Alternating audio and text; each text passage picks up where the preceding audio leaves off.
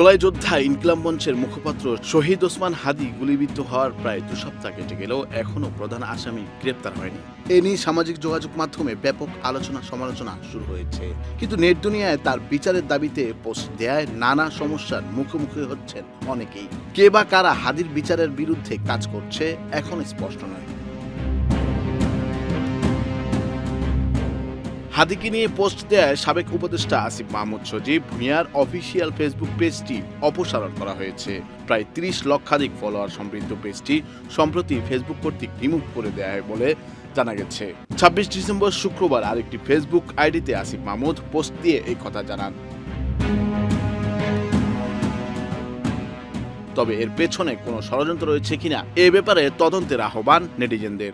আসিফ মাহমুদ অভিযোগ করে বলেন, ওসমান হাদি ভাই সংশ্লিষ্ট সব পোস্ট ভিডিওতে স্ট্রাইক এবং সংঘবদ্ধ রিপোর্ট করে আমার অফিসিয়াল পেজটি রিমুভ করে দেওয়া হয়েছে।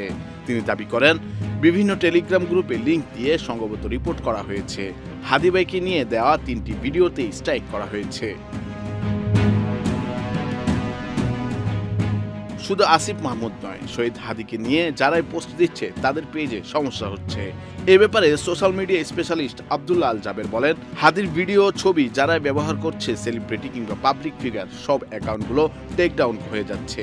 এই পেজগুলো রিস্টোর করতেও অনেক অসুবিধা হচ্ছে। আমার মনে হয় সরকারের পক্ষ থেকে মেটাকে এই বিষয়ে চিঠি দিয়ে এই সমস্যার সমাধান করা উচিত।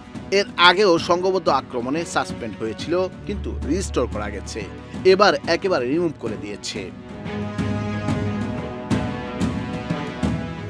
এ নিয়ে নেটিজেনরা নানা ধরনের মন্তব্য করেছেন। একজন লিখেছেন, সবকিছুর উপরে আইটি বিষয়ে এক্সপার্ট হতে হবে, ইন্ডিয়া আইটিতে অনেক সমৃদ্ধশালী। নুরুল আফসার, বৈশাখী সংবাদ।